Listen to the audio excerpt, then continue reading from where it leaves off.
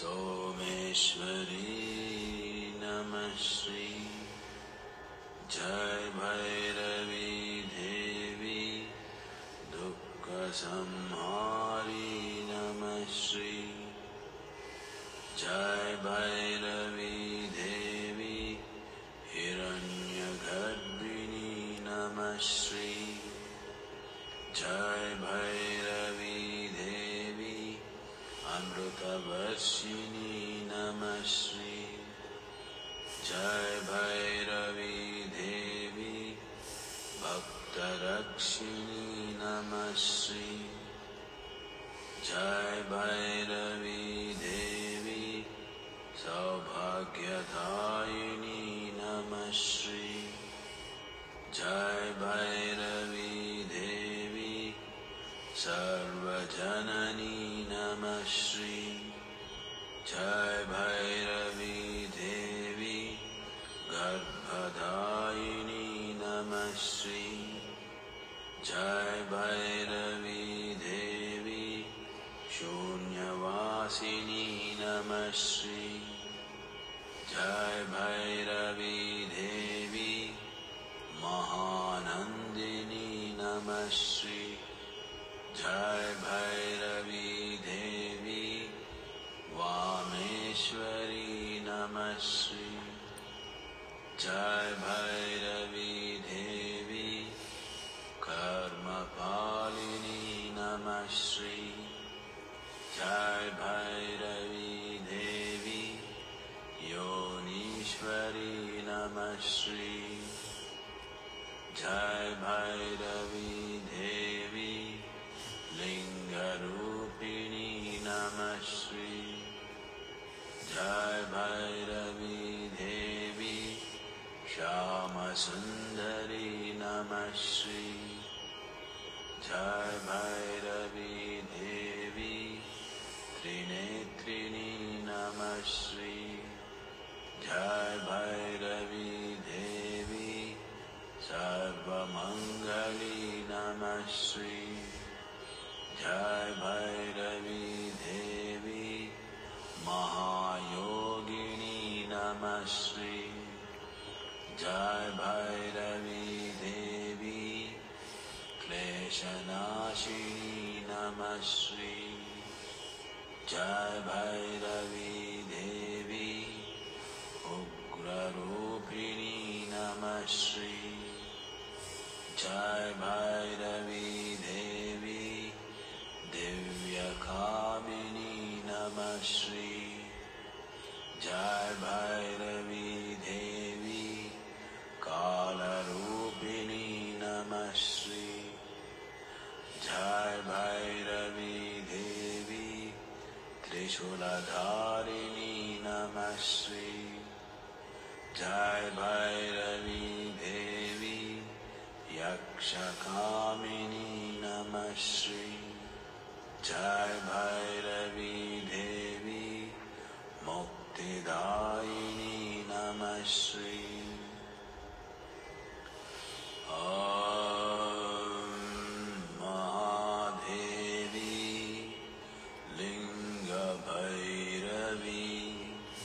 नमः श्री ॐ श्री शाम्भवी लिंगभैरवी नमः Shri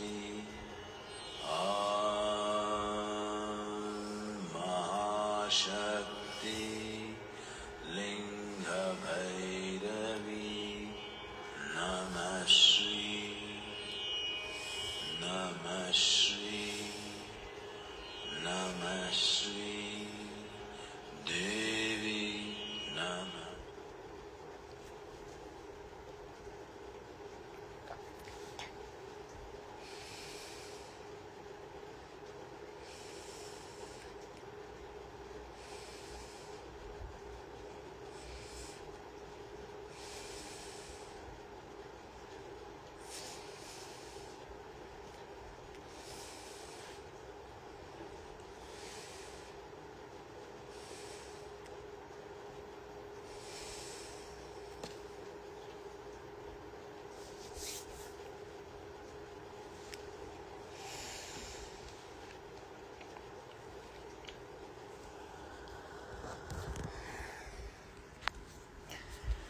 Namaskaram everyone.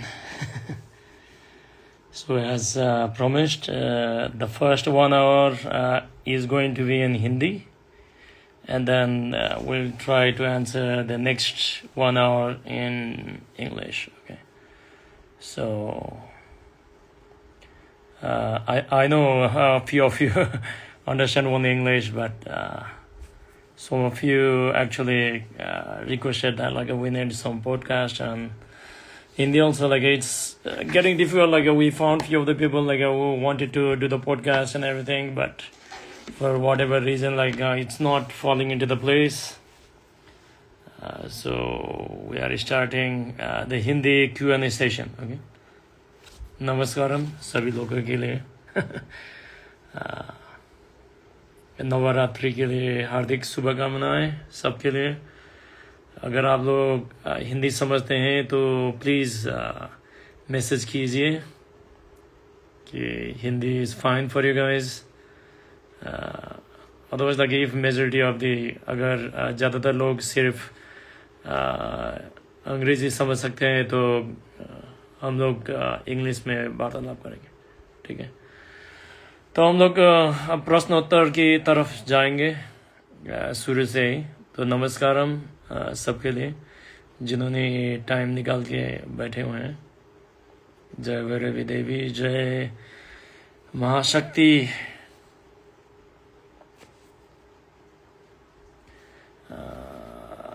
लिंग भैरवी देवी 10 महाविद्या में नहीं है, क्योंकि क्या होता है कि ऐसा है कि जिस तरीके से जिस जगह पे ये जो देवी साधना उपासका और देवी तंत्र विद्या जिस तरीके से विकसित होती चली गई, तो उसके हिसाब से अलग अलग प्रक्रियाएं हैं देवी की अनुग्रह प्राप्त करने के लिए, उनकी उपस्थिति, उनकी कृपा प्राप्त करने के लिए. तो 10 महाविद्या एक अलग ही एक तरीके से इस तरीके से बता सकते हैं कि हर कल्प में योगी आते हैं और महायोगी आते हैं, और उनकी बदौलत हम लोगों को नई नई प्रक्रियाएं, नई नई साधनाएं मिलती हैं. तो 10 महाविद्या एक कल्प का जो भी देवी की एक तरीके से आप बता सकते हैं कि एक तरीके का साधना करने का विधि है, तो वो 10 महाविद्या हो गया. तो लिंग भैरवी अब नए कल्प की देवी है. उसमें ज़्यादा फर्क नहीं है. फर्क ये बस इतना है कि आपका साधना किस तरीके का है और कितनी गहराई पे जाना चाहते हैं. क्योंकि आप लोगों को पता होगा कि सदगुरु जी ने जो लिंग भैरवी प्राण प्रतिष्ठित किया हुआ है, उनका उद्देश्य आपको एक तंत्र विद्या सीखने के लिए नहीं है क्योंकि 10 महाविद्या वगैरह उसमें तंत्र ज्ञान ज़्यादा रहता है. आपको सिर्फ आध्यात्मिक आयाम के लिए आपको तैयार किया हुआ है. तो एक तरीके से देवी शक्ति जो कुछ भी बोलते हैं उसमें ज़्यादा अंतर नहीं है, मगर एक आपका विधि पद्धति ये सब भिन्न है. तो एक तरीके का अज्ञानता है, एक तरीके का बचपना है कि हम लोग ये जो देवियां हैं उनको कंपेयर करने की, उनको एक तरीके तुलना करने की कोशिश करते हैं. तुलना करने की ज़रूरत नहीं है. आपको एक संभावना प्रदान की गई है हर कल्प में. हर जैसे कि मैंने बताया कि हर योगी आते हैं, तो वो योगी वगैरह बहुत सारे योगियों के नाम तो हम भूल भी चुके हैं, मगर बहुत सारे लोग हैं जैसे कि आपका डॉक्टर रामनाथ अघोरी हैं एक तरीके से. उसके बाद पद्म संभव भी उनमें से एक ही हैं जिन्होंने बहुत सारी देवी की विधियाँ बताई. उसके साथ हमारे पास बहुत सारे वैसे गुरु वगैरह हैं जो आपको पद्धति वगैरह देते हैं. तो हर कल्प में हर योगी आते हैं और आपको एक संभावनाएं वो लोग प्रदान करते हैं, तो आपको सिर्फ उस संभावना को प्रयोग करने की ज़रूरत है। अगर आपको गहराई में जानना है तो आपको कोई सख्त साधना करने वाली गुरु वगैरह आपको ढूंढना ही पड़ेगा। इस तरीके से इंस्टाग्राम में, यूट्यूब में, फेसबुक में, सोशल मीडिया में, किताबों में पढ़ के आपको ये हासिल कुछ भी नहीं होने वाला है।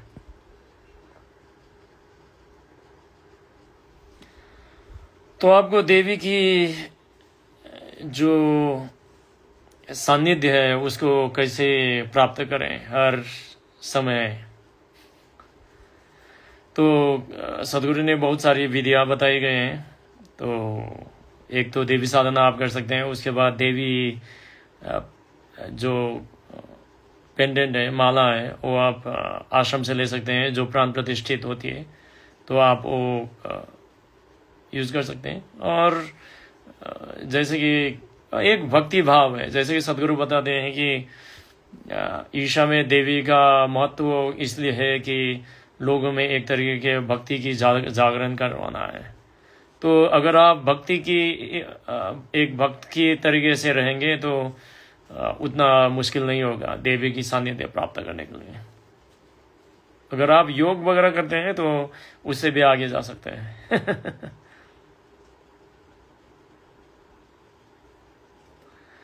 यहाँ पे एक प्रश्न आया हुआ है। अन्ना ने पूछा है कि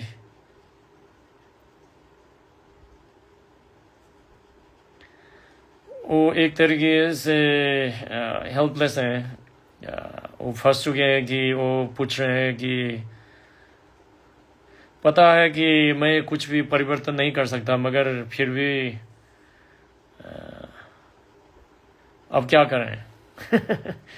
तो अगर आपको ये प्रश्न आया हुआ है तो आप इस संसार में नहीं जी रहे हैं, आप अपने मन में जी रहे हैं, अपने मस्तिष्क में जी रहे हैं। क्योंकि अगर आप यथार्थ में जीते हैं तो आपको पता है कि परिवर्तन ही एकमात्र यथार्थ है। क्योंकि हर चीज़ परिवर्तन होता है। जैसे कि आप अपने आप को देखेंगे कि 10 साल पहले आप कैसे थे, आप कैसे हो चुके हैं, और आप 10 साल बाद देखेंगे तो खुद को दूसरे तरीके से देखेंगे। उसी तरीके से जो भी वातावरण वगैरह देख रहे हैं, सब कुछ है वो परिवर्तनशील है। तो अगर आप यथार्थ को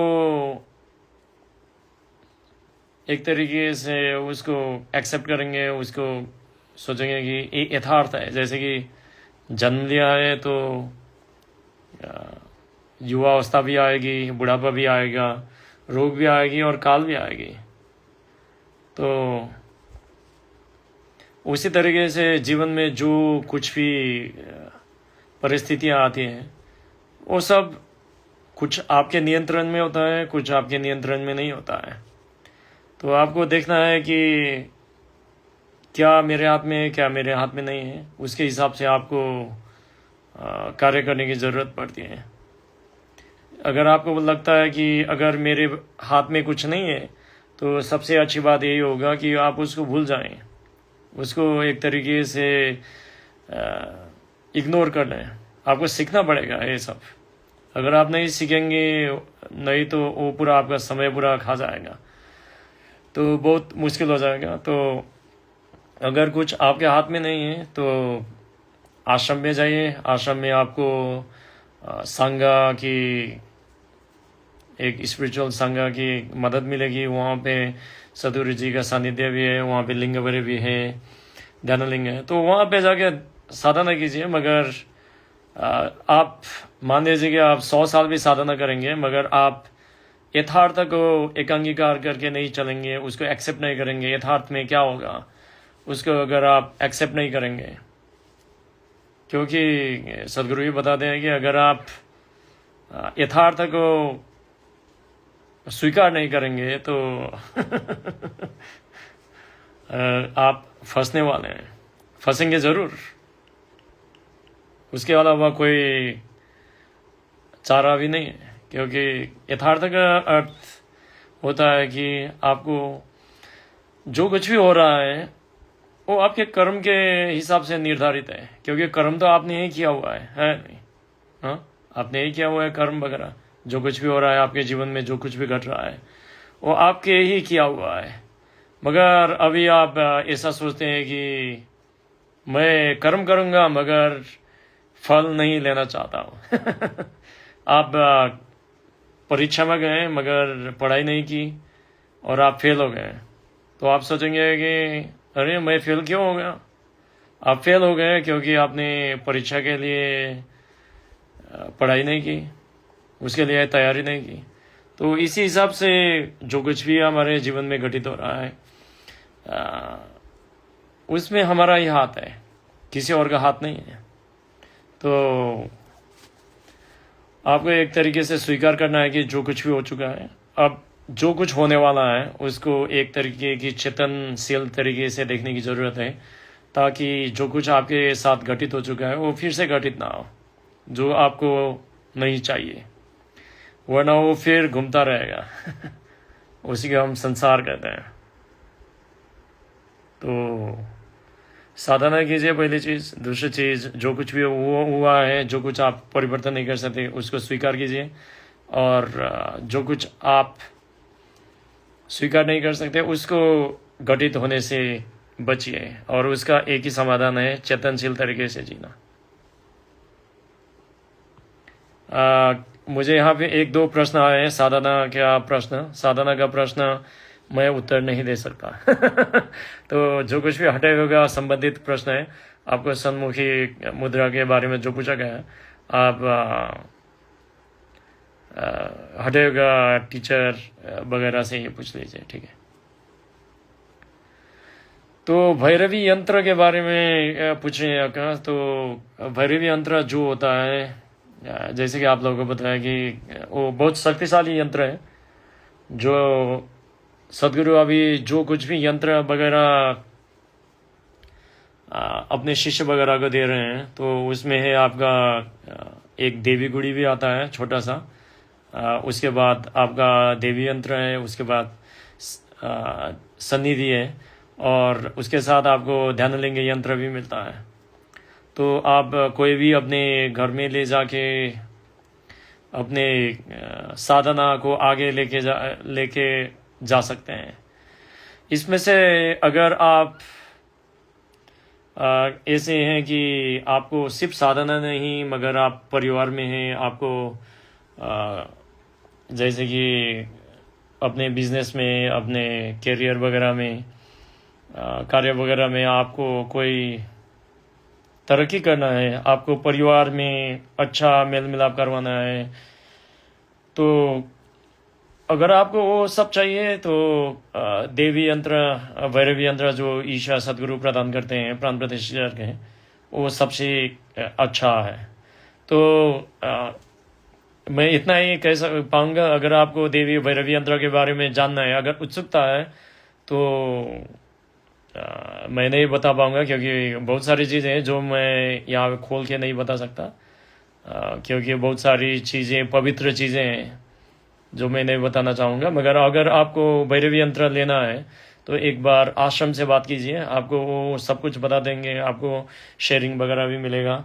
जिनके पास देवी यंत्र है उनके पास पूछिए, आपको पता चल जाएगा।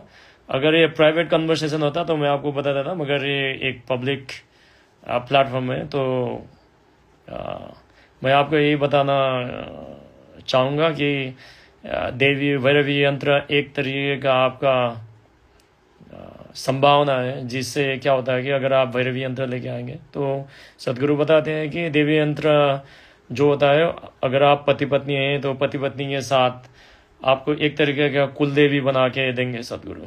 तो उसके हिसाब से आपका जो जीवन में जो कुछ भी आपका जीने के लिए जो कुछ भी चाहिए, जैसे कि काम वगैरह, आपका नाता वगैरह, रिलेशनशिप हो गया, कैरियर वगैरह, मनी वगैरह का प्रॉब्लम जो कुछ भी है, उसको समाधान करने के लिए देवी आपको समाधान करेंगे। और इसका सबसे अच्छा एक चीज़ है कि आप इसको 9-10 जनरेशन जो आने वाली पीढ़ी होती है आपकी, उसको भी आप हस्तांतरण कर सकते हैं। तो अगर आपको देवी यंत्र लेना है तो कृपया आप आश्रम को कांटेक्ट कीजिए। वो लोग आपको बता देंगे कि देवी यंत्र वगैरह क्या है। आपको इंटरनेट में बहुत सारा चीज़ मिल जाएगा इसमें।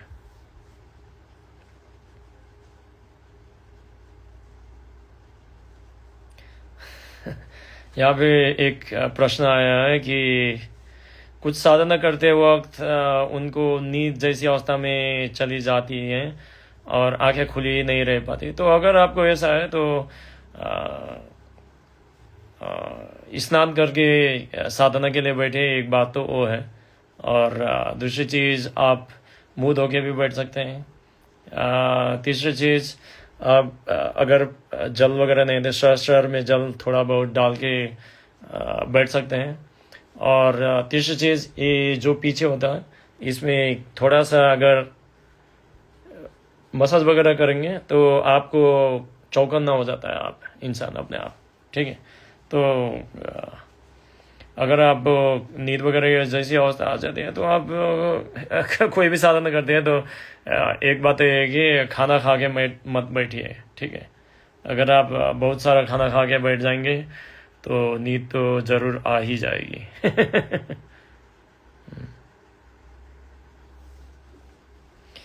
तो अन्ना बोल रहे हैं कि साधना और वॉलंटियरिंग कर रहे हैं मगर मेरा कंपल्सिव बिहेवियर मुझे खींच के वहीं पे लेके आती है। ऐसा चीज़ है, मैं आपको एक बात बता देता हूँ कि जब तक आप जीवित हैं तो कंपल्सन तो रहेगी ही आपके जीवन में। ठीक है, ऐसा नहीं है कि आप साधना करना शुरू कर दिया और उसके बाद आपको खाने का मन भी नहीं करेगा, आपको ऑपोजिट जो सेक्स होती है उसके प्रति आकर्षण भी नहीं होगा, आपको पैसे कमाने का मन भी नहीं करेगा। आप सोच रहे होंगे कि थोड़ा बहुत साधना करेंगे तो 100% वैराग्य आ जाएगा। ऐसा नहीं होता है, ऐसा नहीं होता है। जो जीवन आप बता रहे हैं, जो जीवन आप अभी हम लोग जी रहे हैं, उसका कारण ही आपका कर्म है। तो जब कर्म ही आपको जीवन दे रहा है तो कर्म तो शून्य नहीं हो सकता। अगर आपको जो कंपल्सन वगैरह का जिसकी बात कर रहे हैं, अगर उसको आप न्यून करना चाहते हैं तो सबसे आसान बात तो आपको समाधि में रहने की ज़रूरत है हर वक्त। अगर आपको रहना है तो आपको सीधे तरीके से साधना में ज़्यादा ध्यान देने की ज़रूरत है। दूसरी चीज़ तो ये है कि आप अपने आप को ज़्यादा से ज़्यादा बिजी रखिए। ठीक है, बिजी अगर आप ज़्यादा बिजी रहते हैं तो आपको कर्म योग और भक्ति योग करने का मौका मिलेगा, तो उसके हिसाब से कीजिए। अगर कोई वो सोचता है कि मैं 10 दिन साधना कर लिया, 1 साल साधना कर दिया और उसके बाद मेरा पूरा का पूरा जो भी कंपल्सन है वो शून्य हो जाता है, तो वो झूठ बोल रहा है। वो साधना नहीं कर रहा है, क्योंकि जीवन का मूल तत्व है आपका कर्म है। तो आपको जैसे कि आपको यही करना है कि अगर आप सोचते हैं कि मैं आश्रम भी नहीं जा सकता, मैं साधना भी नहीं कर सकता और आप कंप्लेन कर रहे हैं, तो इसका अर्थ है कि आप इवॉल्व होने की कोशिश नहीं कर रहे हैं, आप विकसित होने की कोशिश नहीं कर रहे हैं। आप अपने लिमिटेशन को ही ताज बना के पहनने की कोशिश कर रहे हैं। तो क्या है कि इसलिए गौतम बुद्ध ने बताया था कि 3 चीज़ें बहुत ज़रूरी होती हैं, वो है बुद्ध, धम्म और संघ। इसका मतलब क्या होता है? बुद्ध का मतलब होता है ये गुरु। गुरु का मतलब यही होता है कि गुरु जो बोलते हैं उसकी पालना करना है। जैसे कि आप साधना कीजिए जितनी भी टाइम हो सकता है। दूसरी चीज़ होता है कि धम्म का मतलब होता है कि साधना का मतलब सिर्फ साधना नहीं करना है, मगर आपको जैसे कि मैंने बताया कि एक तरह का भाव भी आने की ज़रूरत है कि भाव क्या है, आप साधना क्यों कर रहे हैं। साधना आप समर्पण भाव से कर रहे हैं या फिर जो भी लिमिटेशन है उससे मुक्त होने के लिए कर रहे हैं। ठीक है, अगर आप लिमिटेशन से मुक्त होने के लिए कर रहे हैं वो भी अच्छी बात है, मगर वो उतना प्रभावकारी नहीं होगा, क्योंकि जब तक आपका सॉफ्टवेयर परिवर्तन नहीं होगा, वो अपग्रेड नहीं होगा, तो कंपल्सन में वो चला जाएगा फिर से। तो आपको कंप्लेन नहीं करना है, एक्शन लेना है, ठीक है। तो कंपल्सन जो होता है वो रहेगा, मगर क्या है कि जैसे कि आपके जीवन में हर दिन सिर्फ 24 घंटे आते हैं, हर इंसान के जीवन में 24 घंटे आते हैं। 24 घंटे में मान लीजिए कि आप साधना कर रहे हैं, या पता नहीं कि आप कितने घंटे कर रहे हैं, तो मान लीजिए कि जैसे कि कोई 2-3 घंटे करता है, मान लो एवरेज, जैसे 1 घंटा करता है साधना, उसके बाद मान लो कि 6 घंटे सोता है, तो 7 घंटे हो गए उसमें।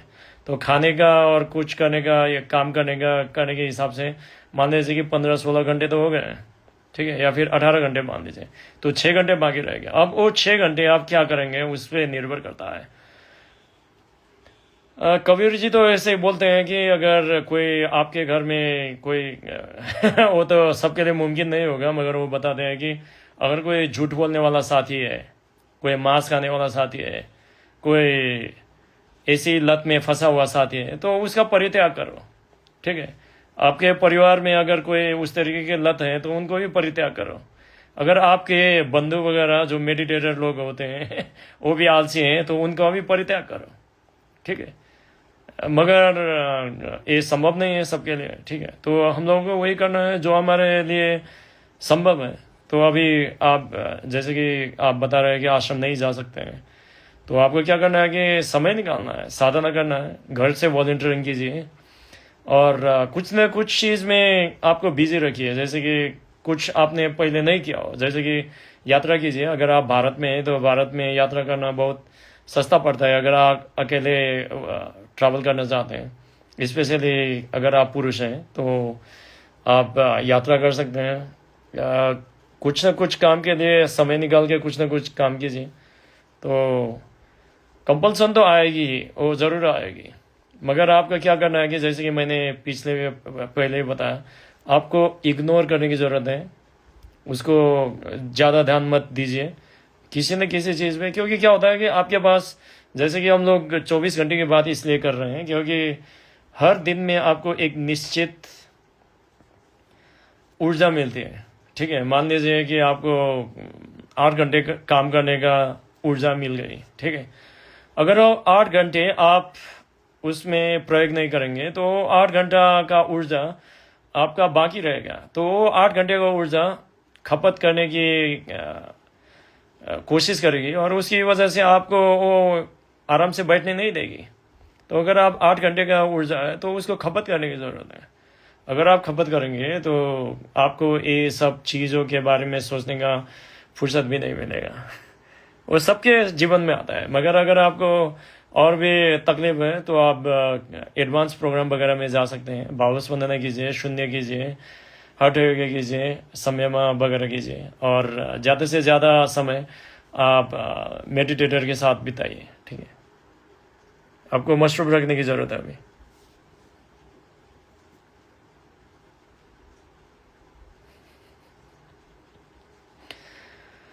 देखो ऐसा होता है, यहाँ पे एक अन्ना ने बोला है, मैंने वो नहीं पढ़ूंगा, मगर मैं आपको एक तरीके से बताऊंगा। देखिए, अगर आपको किसी भी चीज़ के बारे में पता नहीं है, पूरी तरीके से पता नहीं है, ठीक है, और किसी को पता भी नहीं चलेगी ठीक है। यहाँ पे ऐसा है कि आपको कबीर जी ने और एक दो दर्शनार्थियों ने बताया कि ये संसार, माया का संसार ऐसा है कि यहाँ पे एक अंधा दूसरे अंधे को रास्ता दिखा रहा है, और एक अंधा दूसरे अंधे से एक तरीका डिस्कशन कर रहा है कि संसार कैसा है, देवी देवता कैसे हैं, शिव जी कैसे हैं, देवी कैसे हैं, ठीक है। तो एक अंधा और दूसरे अंधे के बीच में जो कुछ भी हम लोग तय करेंगे कि अच्छा, देवी तो 10 हाथों वाली होती हैं, कोई देवी तो 3 आँख वाली होती हैं, कोई देवी तो हवा में उड़ते हैं, कोई देवी तो जैसे कि कुछ वाहन में चलती है। तो ये सब हम लोगों की भावना में इसलिए आ रहा है, इसलिए हम लोग में, जैसे कि मैं देखता हूँ कि इंस्टाग्राम वगैरह, रील वगैरह देखता हूँ, बहुत सारी चीज़ें, और मुझे बहुत दुख होता है बहुत दुख होता है, क्योंकि हम लोग उस चीज़ की बात कर रहे हैं जो लोगों के अनुभव में भी नहीं है और लोगों को पता भी नहीं है कि ये सब क्या है।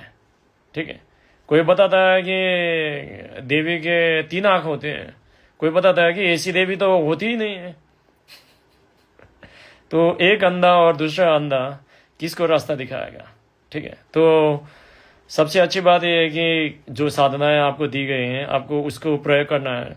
आपको उसको लेके किसी से, जैसे कि एक कहावत है यहाँ पे, जैसे कि मेरा ही बैल सबसे अच्छा दूसरों का बैल अच्छा नहीं है, मेरा ही बैल अच्छा है। तो किसी को लगेगा कि मेरा बैल अच्छा है, आपको लगेगा कि मेरा बैल अच्छा है। अच्छा लगने से कोई फायदा नहीं होता है। अगर वो बैल आपके काम नहीं आएगा तो अच्छा लगने से क्या फायदा है? नहीं। तो जो भी साधन है आपको उसको प्रयोग करने की ज़रूरत है। अगर आपके लिए वो काम कर रहा है तो दूसरों को बताइए कि जो साधना आप कर रहे हैं उससे क्या फ़ायदा हो रहा है आपको। वही सबसे ज़रूरी चीज़ है। ठीक है, क्योंकि अगर आप कुछ जो हम लोग देवी की बात कर रहे हैं, वगैरह की बात कर रहे हैं, उसको हम रहस्यवाद बोलते हैं। ठीक है, अगर आप देवी के बारे में बात करना चाहते हैं तो आपको एक अलग ही श्रेणी में पहुंचने की ज़रूरत है। ठीक है, तो ये समझ कीजिए कि एक अंधा दूसरे अंधे से बातचीत कर रहा है, इस तरीके से किसी का भी भला नहीं होने वाला। तो जो इसलिए अभी मैं कोई पूछता है तो तभी बताता हूँ, वरना मैं किसी को भी नहीं बताता कि आपको ये करना है वो करना है। उससे कोई फ़ायदा नहीं होने वाला है, क्योंकि उनको भी पता नहीं है और आपको भी पता नहीं है। ठीक है, तो जिस चीज़ को आपको भी पता नहीं है, उनको भी पता नहीं है, उसके बारे में आप डिस्कशन करके अपना वक्त भी बर्बाद कर रहे हैं और सर भी दुखा रहे हैं। कोई फ़ायदा ही नहीं है उसका।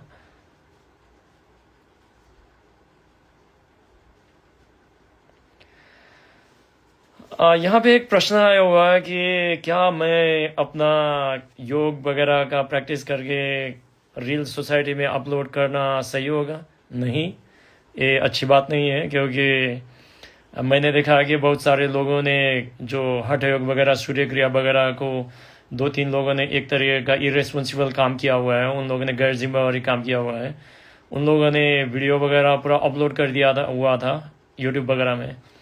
तो लोगों ने वही देख लिया और वही तरीके से उन लोगों ने योग करना शुरू कर दिया। बाद में उनकी जो प्राणमय कोश होता है, ऊर्जा शरीर होता है, उसको उन्होंने थोड़ा बहुत डैमेज कर दिया था।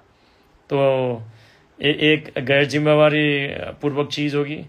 आप इतना कर सकते हैं कि थोड़ा बहुत फ़ोटो वीडियो 1-2 खींच सकते हैं, थोड़ा सा फ़ोटो वगैरह डाल सकते हैं, और आप उसके योग के, जो योग आप कर रहे हैं उसके फ़ायदे के बारे में बताइए लोगों को। ये बहुत ज़रूरी है। ये हमसे नहीं हो रहा है अभी। बहुत सारे लोग योग कर रहे हैं, उसका फ़ायदा उठा रहे हैं, मगर नहीं बोल रहे हैं। तो जब हम लोग योग के बारे में बोलते हैं तो बहुत जिम्मेवारी के साथ बोलने की ज़रूरत होती है। ठीक है, क्योंकि सदगुरु बताते हैं कि जो कुछ जीवन को रूपांतरण करने की क्षमता रखती है, उसमें जीवन को खराब करने की भी क्षमता उसमें भी होती है। मगर उसमें एक ही चीज़ उसमें अंतर रखता है कि आप चेतनशील तरीके से आप सही ढंग से कर रहे हैं या फिर एक अलग तरीके से कर रहे हैं। ठीक है, तो कभी भी किसी को भी योग मत सिखाइए, कभी भी साधना की वीडियो मत बनाइए। कभी कभी आप इंस्पिरेशन के लिए 1-2 फोटो वगैरह डाल सकते हैं, मगर सबसे अच्छी बात यही होगी कि आप उनको बताइए कि ये योग करने से कैसे फ़ायदा होता है और आप कहाँ से सीख सकते हैं।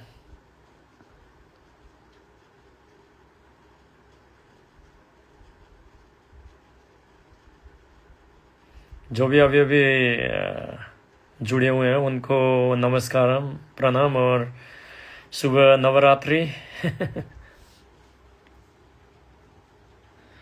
तो यहाँ पे प्रश्न पूछा गया कि अगर आप योग वगैरह में या फिर आध्यात्मिक रास्ते में अभी अभी एक तरीके से शुरुआती क्षण में हैं, तो क्या आप देवी में जाना चाहते हैं या फिर ध्यानलिंग में जाना चाहिए? ठीक है, तो आपको मैं बता देता हूँ कि आगे पीछे से कोई ज़्यादा संबंध नहीं रहता, मगर सबसे अच्छी बात यह है कि अगर आप आध्यात्मिक रास्ते में पहली बार एक दो शुरुआती क्षण में हैं, तो देवी को आपको ग्रहण करने में और उनकी सानिध्य को अनुभव करने में आसानी हो जाती है। तो हम लोग देवी को पहले जाने की एक तरीके से रिकमेंडेशन करते हैं, मगर ऐसा कुछ भी नहीं है, आप कहीं भी जा सकते हैं आराम से, कोई दिक्कत नहीं है। मगर अगर इफेक्टिवली जाना चाहते हैं, तो एक ऑर्डर की तरीके से जाना चाहते हैं, तो देवी पहले आती हैं और उसके बाद ध्यानलिंग या फिर शिवलिंग कोई भी होता है वो दृश्य में आते हैं, क्योंकि देवी आपके जो शुरुआती चक्र वगैरह के लिए वो संबंधित होते हैं, और जो शिवलिंग वगैरह होते हैं वो ऊपर के चक्र से ज़्यादातर संबंधित रहते हैं। मगर मैं ये अलग अलग तरीके से, अगर वो लिंग वगैरह या फिर कोई शिवलिंग या फिर देवी अलग अलग चक्र से प्राण प्रतिष्ठित है, तो वो अलग की चीज़ें होती हैं। मगर कोई देवी में बैठेंगे या फिर ध्यानलिंग में बैठेंगे, इसमें कोई दो राय नहीं है, आप कहीं भी बैठ सकते हैं। सबसे अच्छी बात ये होती है कि आप कोई साधना है तो आप साधना कीजिए, और उसके बाद जाके बैठेंगे तो आपको वो ग्रहण करने में अच्छा रहता है। ठीक है, तो कोई ज़्यादा अंतर नहीं पड़ेगा, क्योंकि ये बहुत ही एक तरीके से सब्जेक्टिव चीज़ है। ठीक है, क्योंकि कोई ध्यानलिंग से ज़्यादा जुड़ जाते हैं, आराम से अनुभूति कर सकते हैं, कोई देवी से ज़्यादा लगाव रहता है। क्योंकि इसीलिए हम लोग जब लोगों को यात्रा में लेके जाते हैं, तो उससे भी दिखाई देता है, जैसे कि 15-16 लोग या फिर 20 लोग होते हैं, मंदिर में जाते हैं, तो किसी जगह में किसी को ज़्यादा अनुभूति होती है, कहीं पे किसी को ज़्यादा अनुभूति होती है। तो एक ही चीज़ मायने रखता है कि आप वो किसी भी प्राण प्रतिष्ठित जगह में जाइए और वहाँ पे कुछ समय बिताइए। ठीक है, मगर ज़्यादा से ज़्यादा समय मत बिताइए। अगर आपका साधना अच्छी तरीके से नहीं हो रहा है, तो आपको वॉलंटियरिंग करने की ज़रूरत है, आपको इनर रेंजिंग फिर से करने की ज़रूरत है, आपको संघा में जुड़ने की ज़रूरत है, वरना बहुत मुश्किल होने वाला है सब।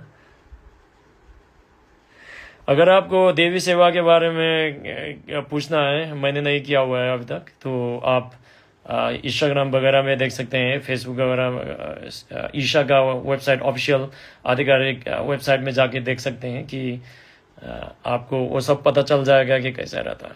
ठीक है,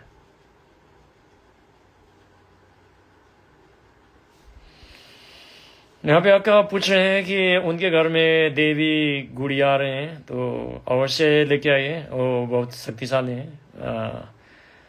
आप साधना कीजिए उनके सानिध्य में, आपको प्रगति जरूर हासिल होगी। साधना की इंफॉर्मेशन किसी को भी शेयर नहीं करना है। 3 चीज़ें किसी भी साधक के लिए, 3 चीज़ें आपको याद रखनी है। पहले चीज़ तो अपने अनुभव को कभी भी साझा नहीं करना है कि मैंने साधना किया और मैंने क्या देखा, क्या अनुभव किया, वो कभी भी साझा नहीं करना है, पहली चीज़। दूसरी चीज़ तो वो है कि साधना कैसे करना है, वो भी साझा नहीं करना है। तीसरी चीज़ है कि पहली और दूसरी चीज़ को कभी भी नहीं भूलना है। ठीक है, तो आप किसी को भी एक तरीके से आपका अनुभव बता सकते हैं कि साधना करने के बाद मेरे जीवन में क्या परिवर्तन आया, मैं कैसे रूपांतरण हो गया, वो सब आप बता सकते हैं। मगर साधना कैसे करना है वो नहीं बताना है, वो ज़रूरी नहीं है।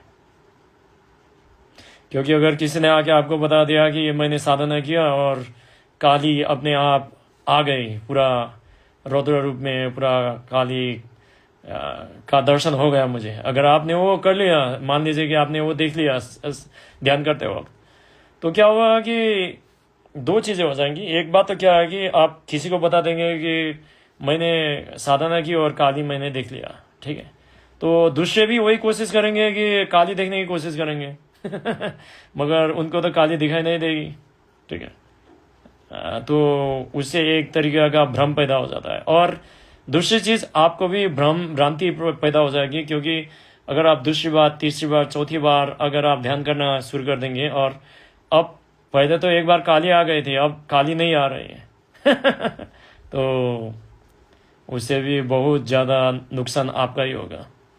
क्योंकि सदगुरु बताते हैं कि जब आप ध्यान करते हैं तो काली नहीं आती है, शिव जी नहीं आते हैं, सदगुरु जी नहीं आते हैं, कोई भी नहीं आते हैं, सिर्फ आपका मन ही आता है तो उसको काबू में करने की ज़रूरत होती है, ठीक है।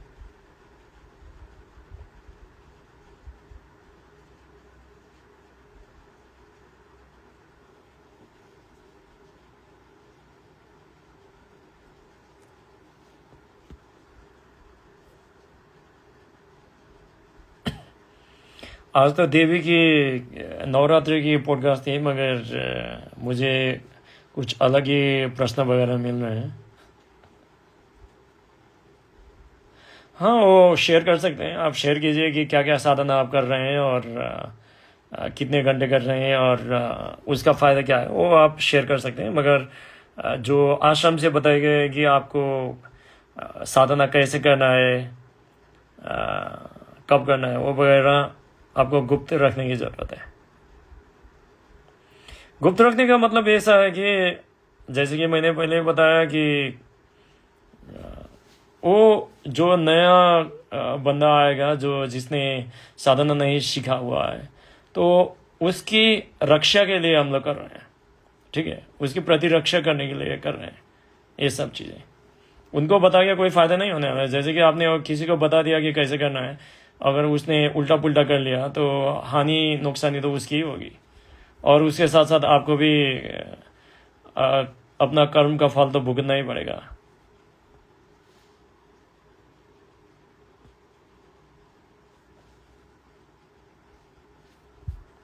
यहाँ पे एक प्रश्न आया हुआ है कि साधना करके साधना की एक तरीके की समर्पण की स्थिति में रहना है।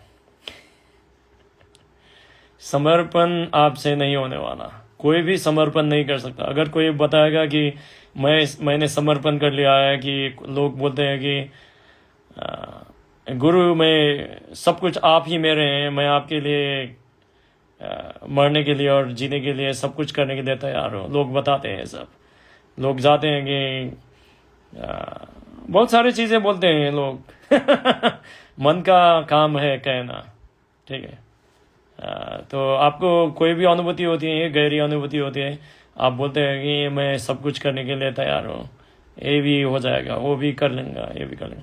मगर समर्पण भाव उतना सरल नहीं है, क्योंकि आप समर्पण नहीं कर सकते, कोई भी समर्पण नहीं कर सकता।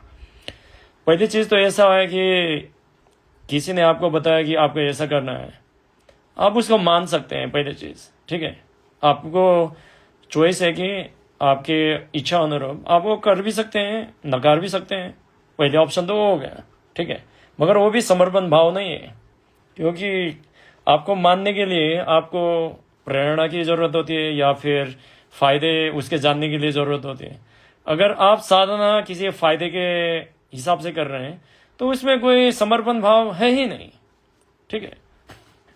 समर्पण का अर्थ अलग चीज़ है, ठीक है। जैसे कि आप बोल रहे हैं कि मैं समर्पण भाव में रहना चाहता हूँ, असंभव है, क्योंकि आपकी जो इच्छा है वो मन से बनी हुई है, ठीक है। आपके मन में आ गए कि मैं समर्पण करना चाहता हूँ, तो समर्पण भाव में अगर आना है तो उसके हिसाब से आपको जो कुछ आपने अभी तक नहीं किया है वो करने की कोशिश करने की ज़रूरत है।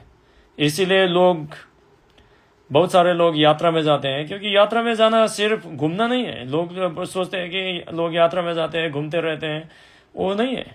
क्योंकि अगर आप यात्रा में जाना चाहते हैं तो सबसे पहली चीज़ तो क्या है कि जो आपको पता ही नहीं है, जैसे कि बहुत सारे लोग नेपाल आते हैं, कई लोग जैसे कि यूरोप वगैरह से, अमेरिका वगैरह से, कुछ अलग देश से भारत आते हैं लोग, बहुत सारे लोग काशी जाते हैं, केदारनाथ जाते हैं, ईशा एक सेंटर जाते हैं, पंचभूत मंदिर वगैरह जाते हैं, रामेश्वरम जाते हैं। तो सबसे पहली चीज़ तो ये होता है कि आप ऐसी चीज़ कर रहे हैं जो आपने पहले किया ही नहीं है। तो आप एक तरीके से सचेत होके अपने आप को ऐसी परिस्थिति में डालते हैं जो आपने कुछ पहले किया ही नहीं है। तो अगर वो करना शुरू कर देंगे, आप ऐसी चीज़ें करना शुरू कर देंगे जो आपने पहले किया ही नहीं है, तो उस हिसाब में क्या होता है कि आप अपने जो भी एक तरीके का लिमिटेशन वगैरह है, आपके जो मन चाहे चीज़ें और अनचाहे चीज़ें हैं, उससे परे जाने की आपको चेष्टा होती है। जैसे कि लोग सोचते हैं कि कैलाश उतना आसान है, कैलाश बहुत मुश्किल है बहुत मुश्किल है। आपको हाई एल्टीट्यूड वगैरह होता है, पहाड़ी चढ़ना पड़ता है, सब कुछ होता है, मगर फिर भी लोग आते हैं। ठीक है, क्योंकि क्या होता है कि जब आप अनचाहे जगह में, जहाँ पे आप कहीं भी नहीं गए हुए हैं, तो आपकी परीक्षाएं होती हैं।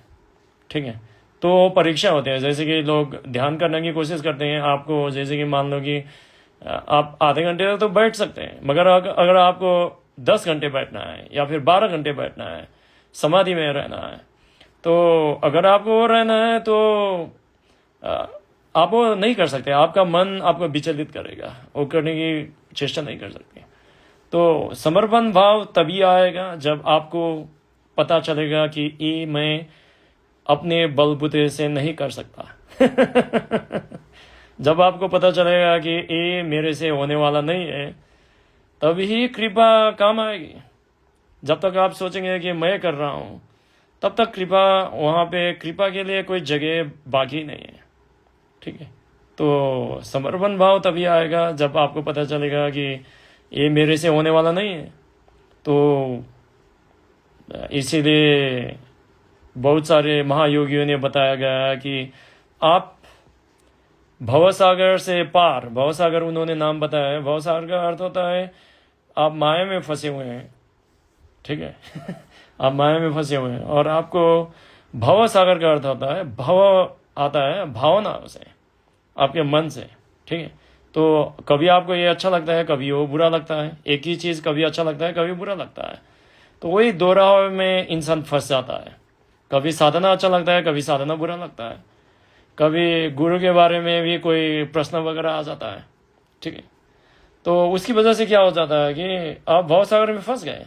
तो उससे पार जाने के लिए बहुत सारे महायोगी ने बताया कि 2 ही मार्ग हैं। एक तो है कि आपके तैर के जाना है। अगर आपको तैर के जाना है तो बहुत सारी कोशिश लगेगी, तो उसके लिए तो साधना ही मार्ग है। ठीक है, अगर आपको तैरना है तो साधना करना पड़ेगा। मगर महायोगी बताते हैं कि दूसरा मार्ग भी है। दूसरा मार्ग है नाव में जाना। तो गुरु ही वो नाव है। तो अगर आप ऐसी परिस्थिति में आ गए, ऐसी स्थिति में आ गए, ऐसी जगह में आ गए जहाँ पे गुरु ही सब कुछ है आपके लिए, आप अपने लिए मायने नहीं रखते, तो वही समर्पण होता है। और समर्पण आप नहीं कर सकते। ये लोगों ने बताया कि मैं समर्पण करूंगा, मैं सरेंडर करता हूँ, ये सब गप्पे मारने की चीज़ें हैं। क्योंकि मैंने देखा है बहुत सारे लोग एडवांस प्रोग्राम वगैरह से बाहर आते हैं। मैंने देखा है बहुत सारे लोग को बहुत शक्तिशाली जगह में, कैलाश में देखा है मैंने, तिरुवन्नमलई में देखा है, अरुणाचल में देखा है, बहुत सारी जगह में देखा है। मगर कुछ दिनों के बाद वो लोग फिर से माया में फंस जाते हैं क्योंकि अनुभूति और अनुभव से एक अच्छी बात है, अनुभव होना अच्छी बात है। अनुभव को मैं गाली नहीं दे दूंगा, अनुभव बहुत अच्छी बात है अनुभव, मगर अनुभव से रूपांतरण नहीं आने वाला। रूपांतरण तभी आएगा जब आप अपने सीमितता की परे जाने की कोशिश करेंगे। जब आप कोशिश करेंगे, मगर आप वहीं तक जा सकते हैं जितना आपका सामर्थ्य है, मगर एक समय आएगा जहां पे आपका सामर्थ्य काम नहीं चलेगा। जितना भी साधना आपने किया है, जितना भी आप अपने आप को ज्ञानी समझते होंगे, जितने भी आप अपने आप को एक तरीके की हठी सोचते होंगे, मगर एक समय आएगा कि आपके बस से नहीं होने वाला, आपके बस से नहीं होने वाला। तब क्या करेंगे? तो तभी समर्पण आ जाता है अपने आप, तभी कृपा आएगी और उसके साथ माया ही लीला बन जाती है। माया और लीला में वही अंतर है, सिर्फ अज्ञानता का और समर्पण भाव का। अगर आपको पता चल जाएगा कि जीवन अपने आप ही चल रहा है, इसमें कोई हाथ पैर लगाने की जरूरत ही नहीं है, तो आप कृपा में हैं, आप समर्पण भाव में हैं। मगर आपको लगेगा कि ये संसार अच्छी चीज नहीं है, इसको फिक्स करना पड़ेगा, ये अच्छा ठीक नहीं, ये बंदा ठीक नहीं है, ये ठीक नहीं है, ऐसा करना है, वैसा करना है। तो अगर आप एक तरीके की कोशिश में लगे रहेंगे कि इसको कैसे परिवर्तन करना है, इसको ठीक कैसे करना है, जो प्रकृति में चल रहा है, जैसे कि एक अन्ना ने पहले भी पूछा था कि जो कुछ भी परिवर्तनशील है, जो कुछ भी मेरे हाथ में नहीं है, उसको क्या करना है। जब तक आप तैरने की कोशिश करेंगे तो डूबेंगे जरूर, हाथ पैर मारेंगे मगर डूबेंगे जरूर, क्योंकि माया ऐसी चीज है कि आपको बड़े बड़ों को ठीक कर देती हो। ठीक है, तो आप जितना कोशिश कर सकते हैं कीजिए, उसके बाद एक क्षण आएगा कि आपको पता चल जाएगा कि मेरे से होने वाला नहीं है, तभी समर्पण आ जाएगी। और समर्पण आती है गुरु कृपा से।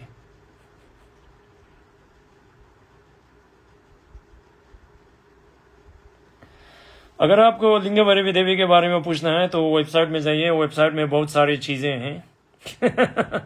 तो आपको सब कुछ मिल जाएगा वहां पे, क्योंकि जो कुछ इंटरनेट में है उसको बता के समय वेस्ट करने की जरूरत नहीं है यहाँ पे।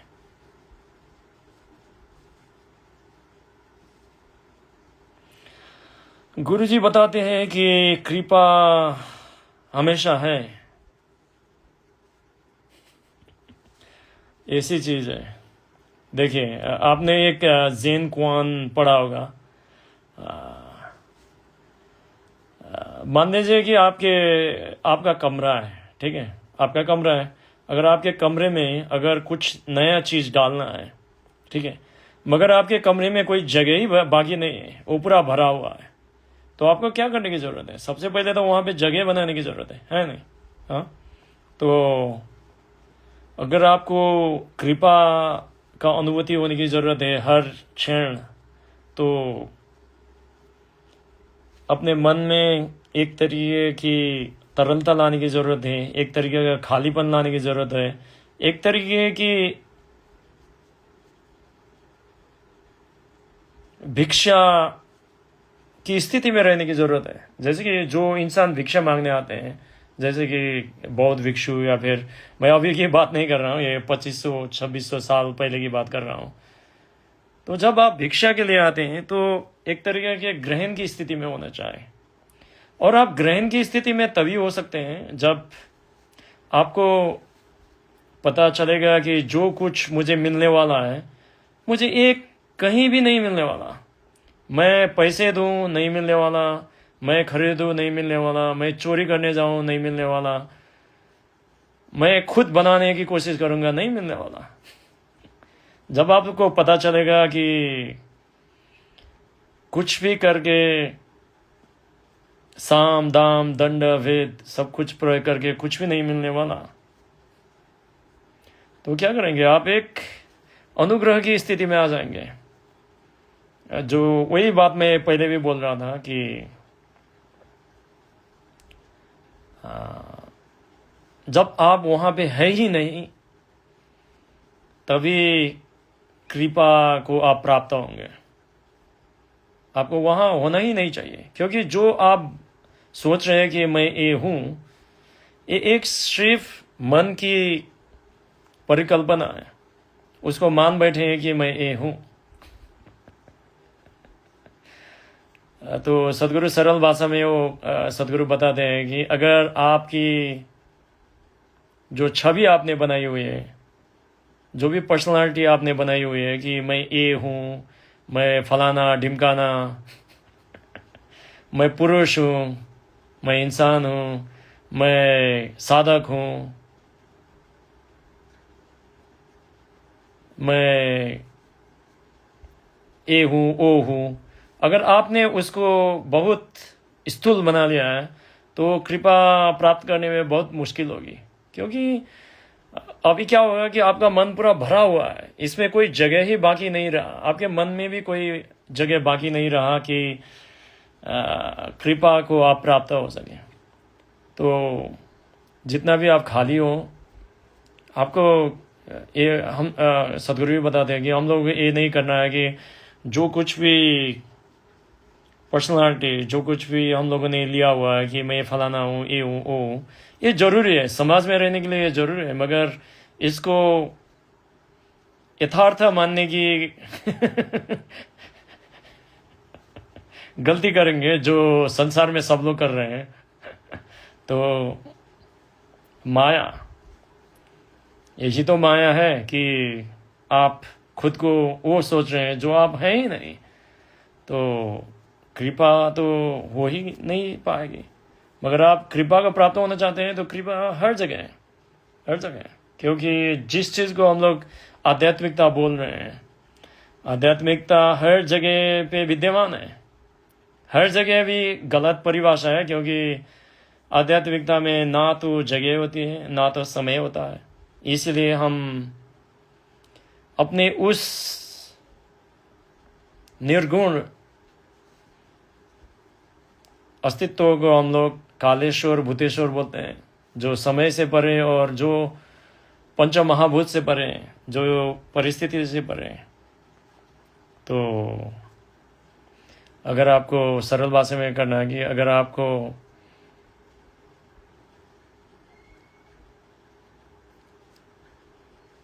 कृपा की अनुभूति अगर आपको हर क्षण आपको चाहिए, तो अपने आप को थोड़ा सा कम बनाने की ज़रूरत है। सदगुरु बताते हैं कि थोड़ा सा कम बनाने की ज़रूरत है, क्योंकि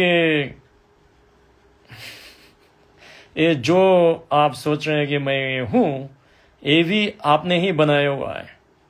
और आपको ये जानने की ज़रूरत है कि जो कुछ भी हम लोग बनाते हैं वो यथार्थ नहीं है।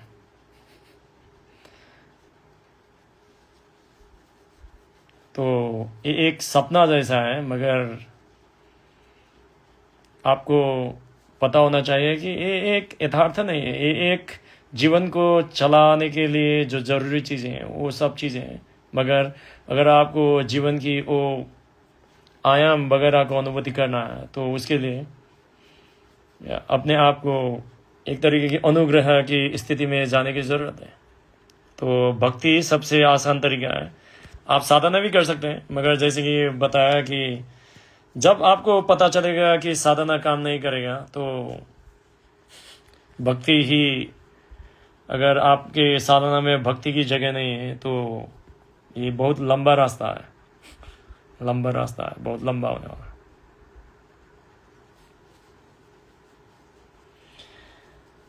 अगर आपके शरीर में तापक्रम ज़्यादा बढ़ रहा है तो आपको kriyasupport@ishafoundation.org में लिखना है। आपको आश्रम से बात कीजिए। जो भी साधना की चीज़ें हैं मैं वो नहीं बता सकता, जैसे कि मैंने बताया पहले भी आपको ईशांग से, अगर आप हठ योगा कर रहे हैं तो हठ योगा टीचर से बात कीजिए। तो मगर एक बात मैं बताना चाहता हूँ कि दिन में होता है जब सूरज निकल चुकी होती है तब साधना मत कीजिए, ठीक है, दैट इज़ वन थिंग। मगर फिर भी आप हठ योग कर रहे हैं तो हठ योग टीचर से बात कीजिए। अगर आप क्रिया वगैरह कर रहे हैं तो ईशंग या फिर ब्रह्मचारी वगैरह से भी बात कर सकते हैं आश्रम से।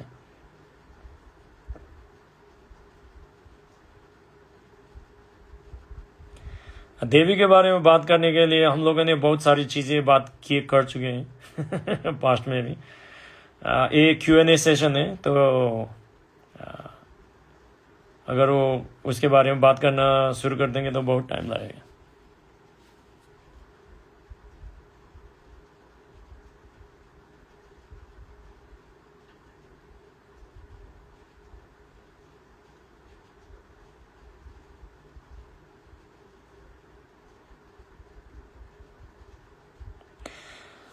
यहाँ पे बहुत सारे प्रश्न वगैरह आए हैं, मगर मैं उत्तर करने की कोशिश करूंगा। शिव जी के लिए कैलाश है, तो देवी के लिए पृथ्वी में क्या है? आपको, अगर आप ये प्रश्न पूछ रहे हैं तो इसका मतलब ये है कि आपको क ख ग पता नहीं है। ठीक है, अगर आपको क ख ग पता नहीं है तो बड़े बड़े अक्षर के बारे में पूछना शुरू करेंगे तो आपको समस्या हो जाएगी। सबसे पहले तो आपको ये जानने की जरूरत है कि शिव क्या है और शक्ति क्या है। शिव को पुरुष बताते हैं और शक्ति को प्रकृति बोलते हैं। पुरुष का अर्थ होता है जो अचल है, जो एक इनर्शिया में है, जिसमें कोई हलचल नहीं होती, जिसमें प्राण नहीं है, वो एक तरीके से निर्जीव है। इसीलिए सदगुरु बताते हैं कि शिव इज अ नथिंग। वो कोई स्थूल चीज नहीं है, मगर उस स्थूल चीज को जीवित बनाने की एक संभावना होती है उसमें। मगर जिस चीज को हम लोग प्रकृति बोलते हैं, जिस चीज को हम शक्ति बोलते हैं, वो जो कुछ भी हम ये पंच महाभूत से बने हुए जो भी चीज हम लोग अनुभव कर रहे हैं अपने 5 इंद्रियों से, तो वो सब शक्ति है। तो शक्ति तो हर जगह विद्यमान है। जो कुछ भी आप देख रहे हैं वो सब शक्ति है। ठीक है, तो शक्ति का जगह तो हर जगह है। और जैसे कि मैंने पहले ही बताया कि समय और परिस्थिति से परे हैं। जो कुछ भी हम लोग शिव भी बोलते हैं, शक्ति भी बोलते हैं, तो इसका अर्थ ये हुआ कि जहाँ पे शक्ति है वहाँ पे शिव भी है। मगर उसको अनुभूति करने के लिए आप साधना कर सकते हैं, पहली चीज़ तो। मगर दूसरी चीज़ जो है कैलाश के बारे में जो आप बता रहे हैं, कैलाश को सिर्फ आप शिव की तरीके से तुलना करेंगे तो एक अज्ञानता है उसमें। बहुत सारी चीज़ें भी हैं, मगर वो नहीं बताऊंगा मैं अभी, क्योंकि वो स्कोप से बाहर है। मगर अगर आप देवी की बात कर रहे हैं, देवी और शक्ति में अंतर है। ठीक है, इसीलिए देवता और ईश्वर में अंतर होता है। ब्रह्मा और ब्राह्मण और ब्रह्मा में अंतर होता है। तो जिस चीज़ को आप देवी बोलते हैं, देवी जो शक्ति होती हैं, शक्ति हर जगह होती है, मगर देवी जो होती हैं वो किसी जगह में निवास करती हैं जहाँ पे उनको प्राण प्रतिष्ठित किया गया हुआ होता है। वहाँ से उनको अनुभूति करने में आसानी होती है। तो जितने भी शक्तिपीठ वगैरह हैं, जितने भी देवी मंदिर वगैरह हैं, वो सब देवी के केंद्र वगैरह हैं। तो पौराणिक कथाओं में बताया गया है, बताते हैं कि जब शक्तिपीठों की अवधारणा भी नहीं थी, क्योंकि हम लोगों को पता भी नहीं है कि कितने सारे सिविलाइजेशन वगैरह आए, चले गए, नाश हो गए और फिर से बने। तो वो लोग बताते हैं कि सबसे पहले 4 प्रमुख शक्तिपीठ थी, तो उनमें से कामाख्या एक है। तो आप बता सकते हैं कि कामाख्या एक है, मगर मेरा अनुभव कुछ अलग ही है। मगर यहाँ पे जैसे कि मैं बता रहा हूँ कि हम लोग ज़्यादातर चीज़ें साझा नहीं कर सकते हैं। तो शक्तिपीठ आप मान सकते हैं। कैलाश और जितने भी ज्योतिर्लिंग वगैरह हैं, जितने भी शिवलिंग वगैरह हैं, उसको अगर आप शिव से जुड़ने की एक संभावना मान सकते हैं, तो शक्तिपीठ वगैरह और देवी मंदिर जितने भी वगैरह हैं, उनको आप देवी की मान सकते हैं। वामाचार और दक्षिणाचार रियलाइजेशन का फास्ट वे है क्या? ये प्रश्न आपको साधना करने के बाद ही पता चलेगा। इस तरीके से जैसे कि सदगुरु बताते हैं कि आप यहाँ पे साधना करने के लिए, रूपांतरण करने के लिए आए हुए हैं या फिर मेनू टेस्टिंग करने के लिए आए हुए हैं। ठीक है, तो अब वामाचार जल्दी जल्दी प्रगति करेगा या फिर दक्षिणाचार जल्दी प्रगति करेगा, इसमें निर्भर होता है दो चीजें। पहला था गुरु और दूसरा होता है, आप लोग ये पता होगा, शिष्य कि कितने दृढ़ तरीके से उसमें होता है, तो उसमें डिपेंड करता है। तो ये गुरु और शिष्य में निर्भर करता है। ये हर जगह एक ही है, ठीक है। जैसे कि मान लो कि कोई गुरु है, उनके 10 शिष्य होंगे या फिर 100 शिष्य होंगे, सबके सब शिष्य तो एक साथ प्रगति नहीं कर सकते, ये असंभव चीज़ है।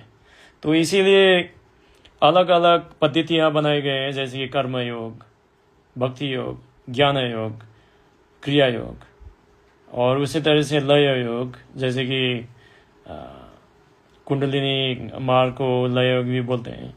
तो उसी तरीके से ये जो तंत्र वगैरह है, दक्षिणाचार्य, वामाचार्य और दूसरे आचार्य वगैरह भी हैं, तो ये सब विधियां उस तरीके से कहेंगे जो गुरु और शिष्य पे निर्भर करता है। ये ऐसा नहीं है कि जैसे कि आप लोगों को पता होगा कि रामकृष्ण परमहंस जो बहुत ही प्रख्यात हैं, तो उनको जिस तरीके से आत्मज्ञान मिला, वो आपको भी पता होगा कि वो काली की बदौलत नहीं मिली। काली की साधना की वजह से, काली की भक्ति की वजह से वो अंतिम पद पे जाके अटके हुए थे, ठीक है।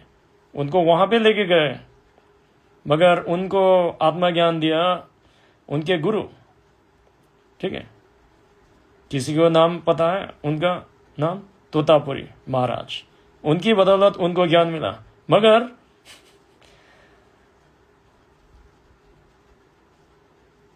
लोगों को पता नहीं होगा, क्योंकि लोग इंस्टाग्राम में रहते हैं। उनको कोई भी अगर आपको जानने की इच्छा है तो उसमें व्यग्रता और तीव्रता है, तो आपको जानने में कोई भी नहीं रोक सकता। मगर अभी जो 21वीं सदी में किसी को भी ये जानने की इच्छा ही नहीं है, ठीक है। उन लोगों को सिर्फ इंफॉर्मेशन की जरूरत है। ये बहुत दुर्भाग्य है। इसलिए मैं बताता हूँ कि इतने सारे चीज़ें हैं कि शेयर करने के लिए भी, ग्रहण करने के लिए भी कोई भी बाकी नहीं है अभी, ठीक है। ये दुर्भाग्य है, बहुत बड़ा दुर्भाग्य। तो मैं ये इसलिए बता रहा था कि रामकृष्ण परमहंस बहुत प्रख्यात है, मगर आप लोगों को पता नहीं है कि उनका प्रमुख शिष्य, आप सभी को पता होगा उनका नाम विवेकानंद जी। तो जब रामकृष्ण परमहंस शरीर अवस्था में थे, तब भी स्वामी विवेकानंद जी को आत्मज्ञान नहीं हुआ, वो एनलाइटन नहीं हुए, रियलाइज नहीं हुए। तो गुरु किस रास्ते से मोक्ष की प्राप्ति करते हैं, या फिर महासमाधि लेते हैं, या फिर किसी तरीके से लेते हैं, इसका अर्थ ये नहीं होता है कि हर शिष्य वही मार्ग पे चल सके। ये जरूरी भी नहीं है और सबकी क्षमता के बस में भी नहीं है। इसीलिए बहुत सारे गुरु वगैरह जो होते हैं, तो वो चुन चुन के ही शिष्य लेते हैं। आध्यात्मिकता में अगर आपको सिर्फ मोक्ष की प्राप्ति करना है तो कोई दिक्कत नहीं है, मगर अगर आपको किसी भी चीज़ में महारत हासिल करनी है, सिद्ध बनना है, जैसे कि कल महाअष्टमी है, सिद्ध प्राप्ति की रात है कल महाअष्टमी, ठीक है। ये साल में एक ही बार आता है, मगर क्या आप तैयार हैं उसको प्राप्त करने के लिए? ये बहुत मुश्किल चीज़ है। तो इसीलिए गुरु शिष्य तो बहुत सारे बनाएंगे, मगर वो लोग सबको वो ज्ञान नहीं दे सकते, और शिष्य भी ग्रहण नहीं कर सकते। इतनी सारी चीज़ें हैं कि मैं सरल भाषा में वो बताना चाहता हूँ कि कोई मार्ग जल्दी पहुँचता है, छोटी मार्ग से पहुँचना चाहता है। जेनेरिक भाषा में हम लोग बता सकते हैं कि भक्ति मार्ग ही सबसे जल्दी का रास्ता है अगर आपको मोक्ष की प्राप्ति करना है। मगर आपको सिद्ध पुरुष बनना है, आपको प्राण प्रतिष्ठा वगैरह करना है, तो भक्ति मार्ग, सिर्फ भक्ति मार्ग से कुछ होने वाला नहीं है। तो उसके लिए अलग अलग चीज़ें करने की ज़रूरत होती है, जो सिर्फ किसी का शिष्य बनने से, किसी भी मार्ग में चलने से वो प्राप्त नहीं होने वाला है। उसमें बहुत सारी चीज़ें होती हैं जो समय, परिस्थिति और अपने हाथ में नहीं होती हैं।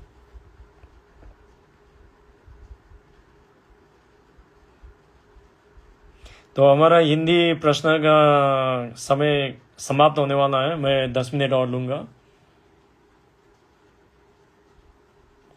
तो यहाँ पे एक काला जादू के बारे में बता रहे हैं। तो आपको चिंता करने की ज़रूरत नहीं है। देखो, संसार में चोर भी हैं, डकैत भी हो रहे हैं नहीं। लोग तरह तरह के ये आपराधिक क्रियाकलाप भी करते हैं।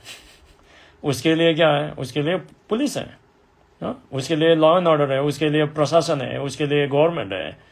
तो जो कुछ भी आप जैसे कि इसका मतलब प्रशासन है, पुलिस है, इसका मतलब ये नहीं है कि आप जहाँ पे चोर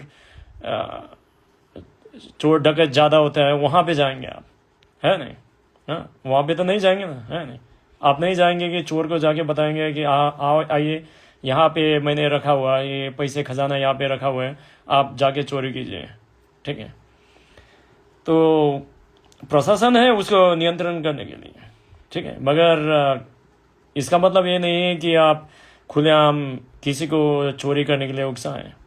तो इसी जगह से तरीके से अगर आपको एक काला जादू वगैरह की बात कर रहे हैं, इसका मतलब ये होता है कि आपको सबसे पहले तो अपने आप को दुरुस्त करना है कि आपको एक तरीके के संतुलन की स्थिति में लाना है। ठीक है? आपको संतुलन की स्थिति में लाना है, आपको हेल्दी होना है। पहली चीज़, आपको साइकोलॉजिकली हेल्दी होने की ज़रूरत है। और उसके बाद जो कुछ भी हम लोग काला जादू वगैरह बोलते हैं, ज़्यादातर तक में क्या होता है कि अगर ये सही में हो रहा है तो उसके भी बहुत सारे समाधान हैं। आप अपने जगह को कॉन्सेंट्रेट कर सकते हैं। जैसे कि आपका जो घर है उसमें आप जैसे कि रुद्राभिषेकम कर सकते हैं। बहुत शक्तिशाली प्रक्रिया है आपके घर को प्राण प्रतिष्ठा करने के लिए। आप उसके साथ साथ देवी का लिंग भैरवी का देवी पुण्य पूजा भी करवा सकते हैं। तो ये सब चीज़ों से आपको प्राण प्रतिष्ठित हो जाता है। और उसके साथ साथ आप साधना कीजिए वगैरह कीजिए।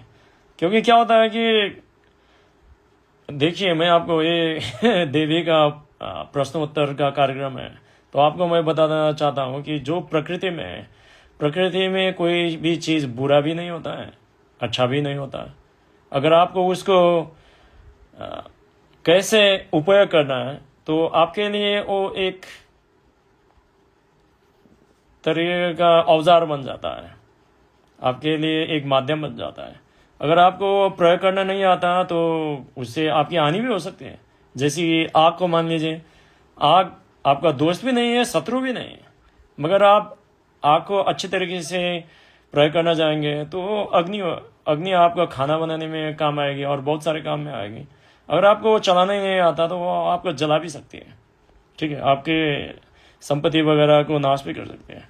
तो इसका मतलब ये होता है कि जो कुछ भी हो रहा है, जिसको आप काला जादू वगैरह मानते हैं, ठीक है, तो जो कुछ भी हो रहा है, तो सबसे पहली बात तो आप उस जगह वगैरह से दूर रहिए। सबसे पहली चीज़, आपको उसके बारे में ज़्यादा सोचने की ज़रूरत नहीं है। आप अपना साधना कीजिए, वो अपने आप कंट्रोल हो जाएगा, कोई दिक्कत करने की ज़रूरत नहीं है। मगर आप अगर सोचते रहेंगे कि ऐसा हो जाएगा वैसा हो जाएगा, तो उससे क्या हो जाता है कि आपका साइकोलॉजिकल बैलेंस कमज़ोर हो जाता है। तो आप लोगों को ये पता होता है कि आपको प्लेसिबो इफेक्ट भी पता होगा। तो अगर कोई डॉक्टर पे चला जाता है, डॉक्टर बता देता है कि आपको कुछ भी नहीं हुआ है, ठीक है, तो वो बोल देंगे कि आप ठीक हो जाएंगे, तो आप में एक पॉजिटिविटी आ जाता है। ठीक है? तो वो पॉजिटिविटी रखने की ज़रूरत होती है। और बहुत सारी चीज़ें होती हैं। तो आप मंदिर वगैरह में जाइए, पूजा वगैरह करवा लीजिए, तो उससे हो जाता है। आप कुछ भी नहीं कर सकते हैं, क्योंकि जैसे कि मैंने बताया कि अगर बारिश आती है तो आपको छतरी लेके चलना है, ठीक है। तो आप जहाँ पे रहते हैं उसको कॉन्सेंट्रेट कीजिए। आप गलत लोगों से संबंध मत रखिए, दोस्ती मत बढ़ाइए, पॉजिटिव संज्ञा वगैरह में रहिए। तो ये सब अपने आप ही कंट्रोल में आ जाएगी, वो अच्छा हो जाएगा। तो इस तरीके से आगे बढ़ने की ज़रूरत है, क्योंकि मैंने बताया कि जितना भी पुलिस रखो, जितने भी प्रशासन, जितना भी टाइट करो, चोरी तो जीरो नहीं होने वाली है नहीं। तो उसके लिए क्या करना है आपको, घर में अगर घर में रहना है तो सीसीटीवी कैमरा रख सकते हैं, दरवाज़ा लॉक करके सो सकते हैं, पैसे को बैंक में रख सकते हैं। तो उससे क्या हो जाता है कि आपका चांसेस बढ़ सकते हैं। यहाँ पे प्रश्न आया कि भक्ति और साधना में क्या अंतर है। दोनों में कुछ भी अंतर नहीं है। भक्ति के बिना तो साधना आपका ज़्यादा काम भी नहीं करेगी। तो भक्ति और साधना में कोई अंतर नहीं है।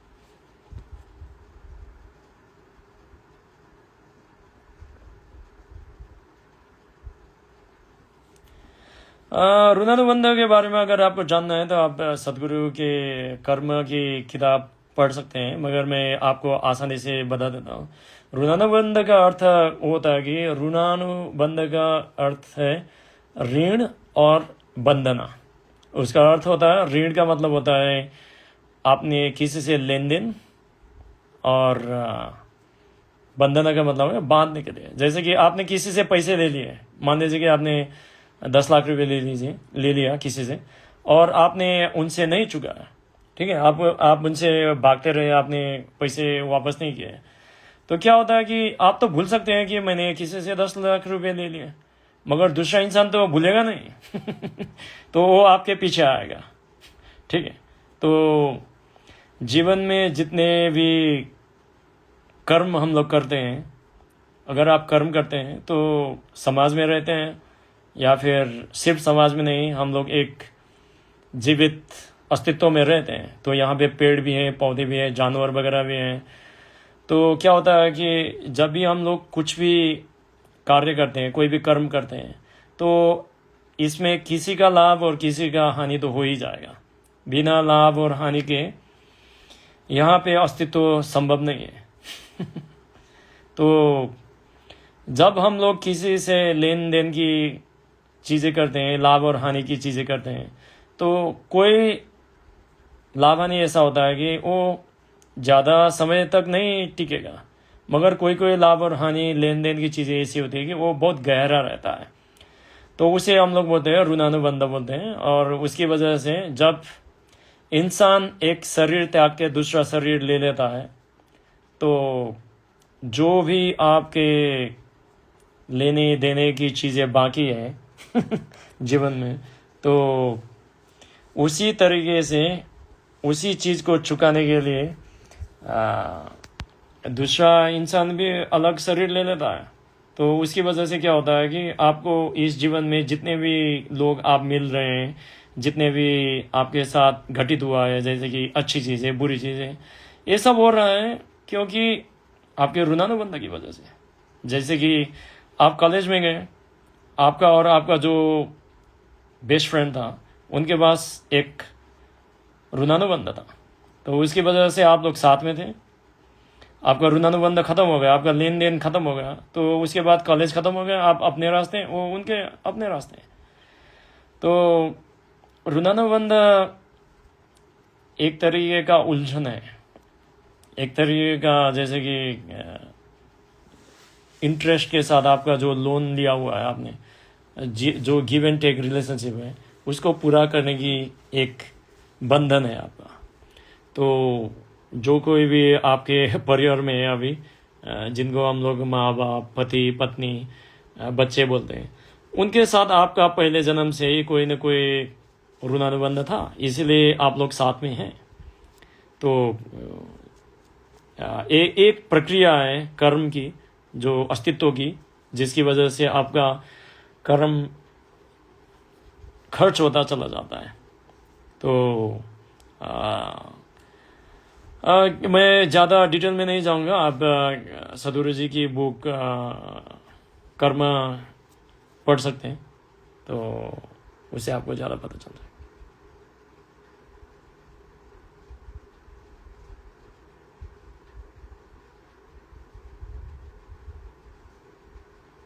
यहाँ पे एक अन्ना ने बताया कि ईगो बड़ा एक्टर होता है, मगर ईगो होता ही नहीं है, ठीक है। तो इसीलिए लोग ईगो से पीछा छुड़वाने की कोशिश कर रहे हैं, मगर जैसे कि हम लोगों ने बताया कि जो कुछ है ही नहीं उससे छुटकारा कैसे पा सकते हैं। तो आपको ये ईगो के चक्कर में, खेल चक्कर में नहीं फंसना है। आपको अपनी प्रकृति जानने की कोशिश करना है कि ये क्या है, मैं कौन हूँ, ये जीवन क्या है, ये सब हो क्या रहा है। अगर वो पता कर लिया तो आपको सब कुछ पता चल जाएगा, ठीक। तो ये सब एक मन की खेल में फंस जाओगे तो फंसते ही रह जाओगे। मन की खेल को ही हम लोग भव सागर बोलते हैं, उसी को हम लोग माया बोलते हैं।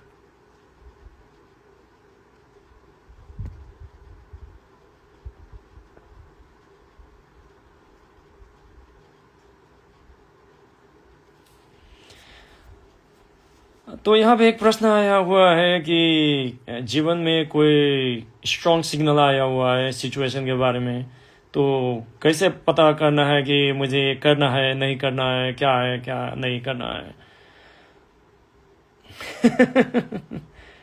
सदगुरु बताते हैं कि जीवन का परिभाषा ही इन्वॉल्वमेंट है, ठीक है।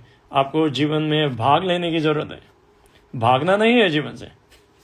अगर आप जीवन से भागेंगे तो वो आपका पीछा करता ही आएगा।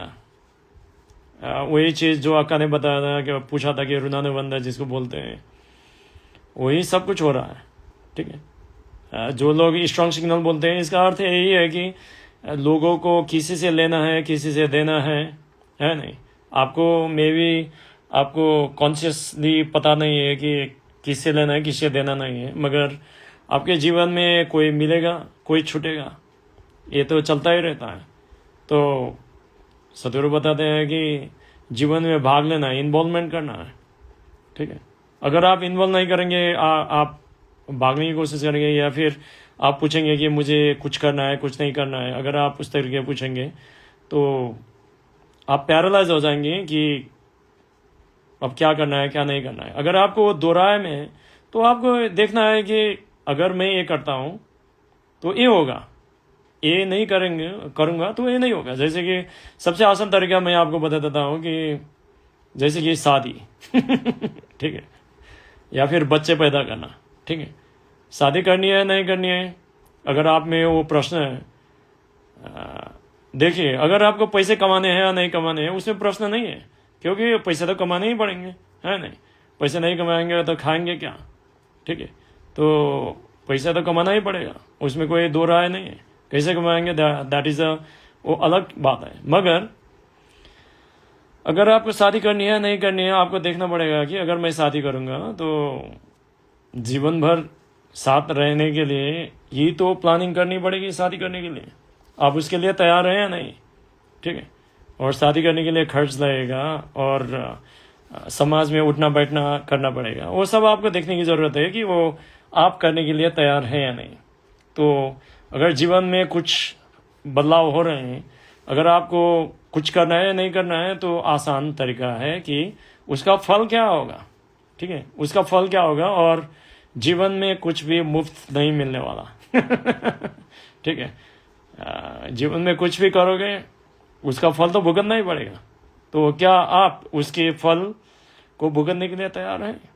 तो उसके हिसाब से आपको करना है। जैसे कि आप देखेंगे कि फल देंगे, अच्छा ये फल तो अच्छा नहीं होगा, मैं तो फंस जाऊंगा यहाँ पे, तो आपको नहीं करना है। तो आप देखेंगे कि अच्छा ये करूँगा तो ये मेरे लिए अच्छा है, तो उसके हिसाब से आप करिए। ये एक कॉमन सेंस की बात है, आपको किसी से पूछने की ज़रूरत नहीं है। ऐसा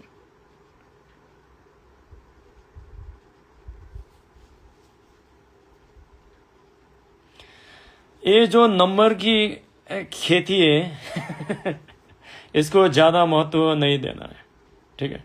कहीं पे आपने 11 देख लिया, 33 देख लिया, 114 देख लिया, 111 देख लिया, कुछ देख लिया होगा, है ना। जैसे कि मैं जाता हूँ कहीं पे, पहाड़ देख लिया हो गया, ख़त्म हो गया, ठीक है। उसको ज़्यादा महत्व देने की ज़रूरत नहीं है। तो देख लिया, अच्छा है, दैट इज़ फाइन, उसको ज़्यादा महत्व मत दीजिए, ठीक है।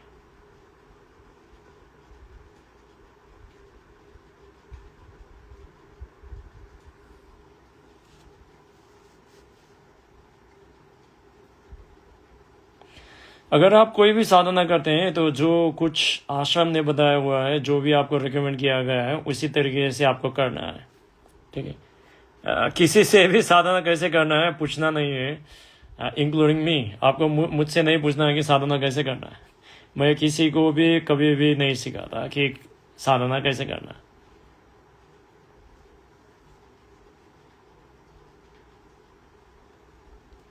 यहाँ पे अन्ना ने एक प्रश्न पूछा हुआ है। मैं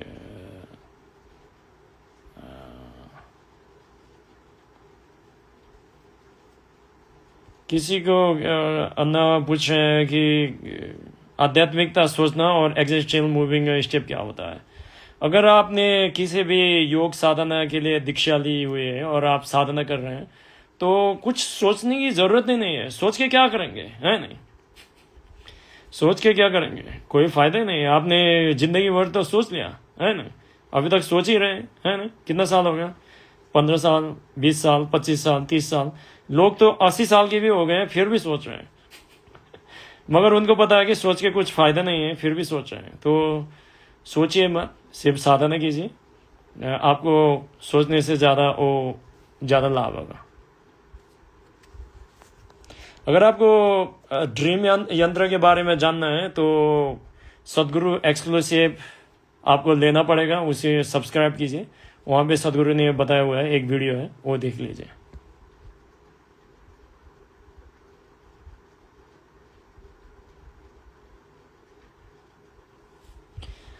अच्छा, अब हिंदी वगैरह तो ख़त्म हो गया है, प्रश्न वगैरह, तो हम लोग अब इंग्लिश में स्विच कर रहे हैं। मैं एक बार लॉग आउट करूँगा, फिर लॉग इन करता हूँ, ठीक है। आई होप आप लोग यहीं पे वेट करेंगे। धन्यवाद।